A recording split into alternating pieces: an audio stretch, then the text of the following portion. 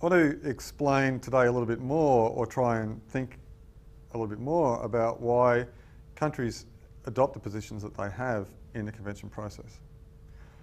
That's actually a very complicated topic and can only scratch the surface here, but I want to talk about sovereignty as a key issue here that explains some of the difficulties that convention faces and why countries are able to do whatever they like effect in the convention.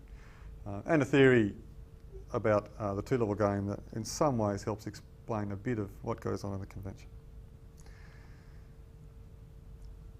Sovereignty is a right. It's a right that's conferred on countries, and it's the right to non-interference, to self-determine their own affairs within a given territory. So sovereignty is like the right that I have over my body under the Australian legal system. I have a right that people can't interfere with this. People are not legally allowed to hit me or to hurt me. Under certain circumstances, if I break the law, if I hurt somebody else, the state, the government of Australia, has the right to do things to my body, to arrest me, to handcuff me, and to put me into jail.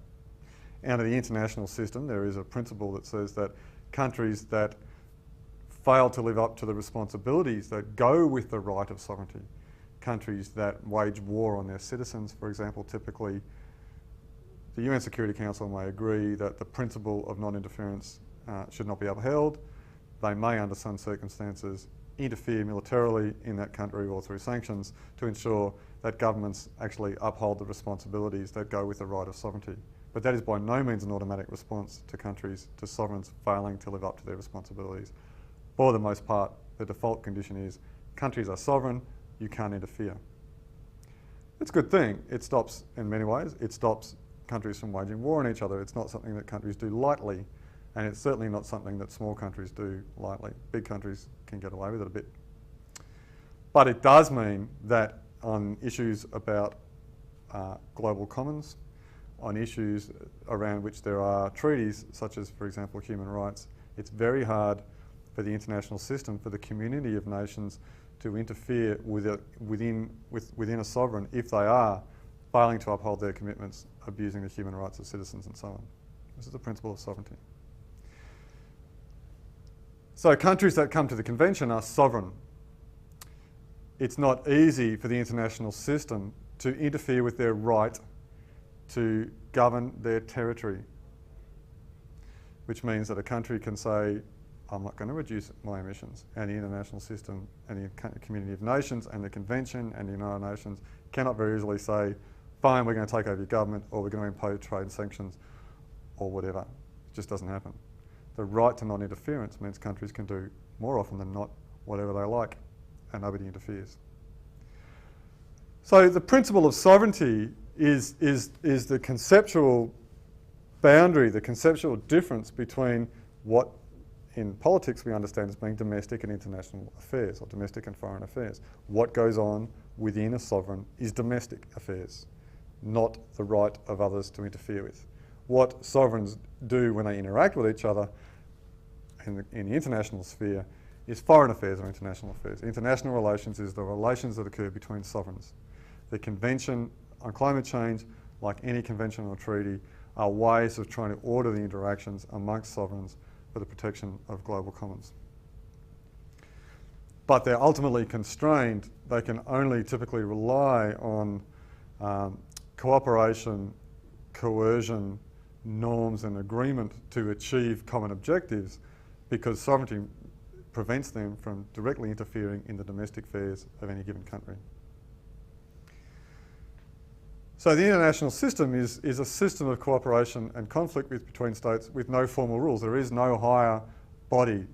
The analogy about using my body and me being sovereign over my body under the Australian law as being like a country that is sovereign under international law is limited, because there is a higher legal authority that has the right and the force and the legal and moral and police and military authority to do things to my body if I break the rules. But there is no higher authority, there is no Leviathan in Thomas Hobbes' terms, to ensure that sovereigns who break the rules have to behave themselves. A system of anarchy, potentially, though it is by no means a system of anarchy, but it potentially, in theory, if every country is sovereign, and there is no overarching legal authority, it is anarchy. There need not be any rules to govern the relations between countries. In effect, there are all sorts of rules. There are all sorts of things that go on. Treaties, agreements, trade, exchange of people that mean that generally international affairs works very peacefully. Sovereignty impedes, nevertheless, solutions to transboundary and global common problems. We think of the world, and we certainly think about international relations, of a world like this. And the convention is the product of a world like this. An actor is a country. The world is divided into countries. The 6-something billion people in the world who are moving and producing and trading and sharing ideas and loving and laughing, and the history of that and the cultures and everything we do is reduced to a world like this. There's 190-something black boxes called countries that come together and interact. It's a very limited way of understanding the world and a very limited way of understanding politics, but it's the system that we have. Political geographer John Agnew talks about the territorial trap, the trap of seeing the world as a series of defined territories like this, and not seeing the world as we do every day when we wake up and walk out of our houses, as a social world of people interacting in all sorts of ways. But this is the vision of the world, the imagination of the world we have when we think about international affairs, and it's sovereignty that makes it like this. Every one of these boxes is sovereign. So regimes are created to help achieve action amongst sovereign on common problems. They are sets of implicit or explicit principles, norms, rules and decision-making procedures around which actors try and get their agreements and expectations and their commitments to converge on a particular topic. The Climate Change Convention is a regime, a set of principles, norms, rules, decision-making procedures where countries come together to see if their expectations can converge and they can agree on a course of action. But they're sovereigns, and so it's very difficult to do so. And in the absence of formal rules about decision-making and clearly defined objectives, it's even more difficult to do so. Regimes produce rules and institutions, procedures, tools and practices that attempt to turn this into an organised, collective response to a problem. They don't overcome sovereignty, they don't undermine sovereignty. Sovereignty is a right to non-interference. It can't be unbundled, it can't be diminished, it can't be undermined, it can't be overruled easily. So regimes can only achieve or seek to achieve their objectives through what's called soft power. They work by attraction. Countries have to find it in their interests, and they all have to find it in their interests to act collectively to get an outcome. Countries can't be coerced, and they certainly can't be coerced under the Convention on Climate Change. The Security Council has some coercive power, but it certainly doesn't exercise that consistently either. So this is the idea: regimes, soft power, trying to reach agreements, sharing principles and norms and procedures that sovereigns come together and try and work together. But at any given time, they can walk away, as the United States did under the Kyoto Protocol, and the consequences of this for the United States were zero, because they're sovereign and they're big. So why then do some countries that are sovereign, or groups of countries like the European Community, come together and agree to things? And Robert Putnam, political scientist Robert Putnam, proposes a theory that helps explain this under some circumstances. He calls it the two-level game, which is about trying to reconcile or understand that what countries do internationally is very strongly conditioned by what occurs domestically within them. That international actions are in some ways explained by domestic affairs. So Putnam says that win-win outcomes occur when domestic concerns ally with international concerns. When a populace of a country says, yes, we're very concerned about poverty in sub-Saharan Africa, governments will go onto the international stage and commit resources and commit to doing things to solve that problem. If a domestic population doesn't care about poverty in sub-Saharan Africa, then governments are much less likely to do so in the international sphere. So this theory presupposes a couple of things. It presupposes that governments are responsive to what their electorates want.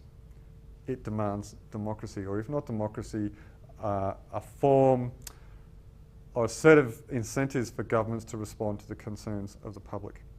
Even if they might not get voted out, they still need to appear legitimate and do what the public expects. China would be a good example, that the diffusion of new media in China means that the Chinese Communist Party does respond to the concerns of its people, even if they're not going to get voted out of office. It also presupposes a level of information and awareness amongst the population for them to care enough to expect something of their governments. That requires literacy, a diffusion of media sources, and a concern for a particular problem. And those things just don't exist very well or very much in some countries. So to achieve this interlocking internal-external dynamic that can sometimes lead domestic concerns to push countries to act in certain ways in the international sphere requires responsive, politically responsive institutions, let's call them democracies, and it requires the diffusion of media and a certain amount of freedom of press and information. So it doesn't explain the behaviour of all countries. It does explain, to some degree, the behaviour of some. For example, the European Union is typically seen or is wanted to see itself, and some people would say that it's a progressive leader in climate change negotiations, that it, for example, took more ambitious targets under Kyoto than it did when it signed the convention, that it continues to argue and continues to propose that it will reduce its emissions below baseline levels. Now, they're sovereign, and the countries in the EU are sovereign, and nobody's going to mess with the European Union if they say, actually, we don't care about climate change and walk away. But they do make these commitments, and they're fairly serious about it. It's not particularly rational under the theory of the global commons for them to do so, because action by the European Union alone, even if, assuming no other country follows, isn't going to solve the problem of climate change. But they see that leadership is important, they need to do their part. Why do they do that?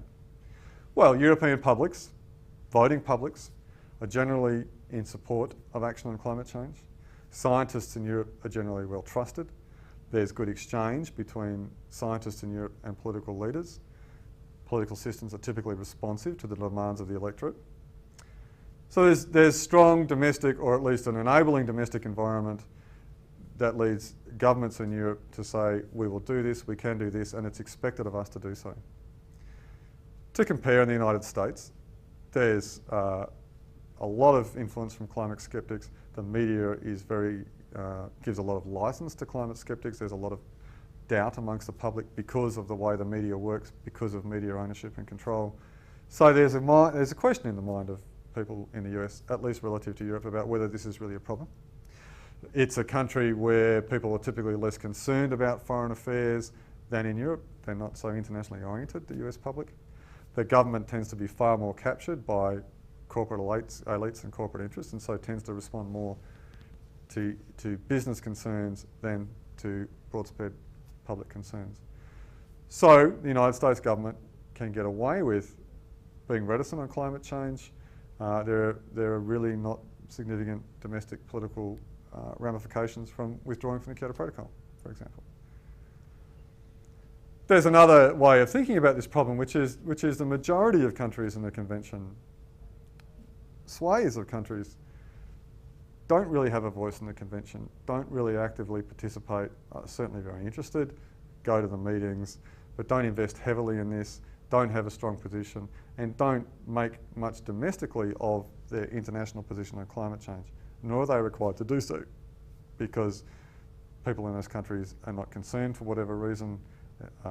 They've got higher priority concerns, media saturation isn't very high, states aren't necessarily responsive to the concerns of their citizens.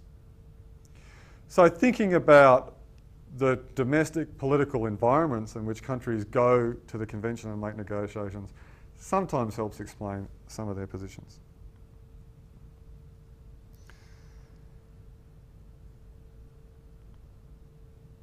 So there are reasons why countries adopt certain positions in the convention. Most of the time, they're rational positions. It's going to cost our economies, our electorates want us to vote, whatever. They're not easy to know, and certainly within any given country, there's a complicated, dynamic public policy process that is far from transparent. There are lobbying groups, there are political parties vying, there are networks of actors and so on going on there, and it's very hard to know. We can only draw broad conclusions based on a very crude canvas of evidence that's available to us. It's complicated and it's difficult, but nevertheless, simply treating countries as black boxes and only looking at what those countries do in the convention process doesn't help you understand many of their positions. It requires us to look at what goes on within countries to begin to get a better understanding of where they're coming from and why they do what they do.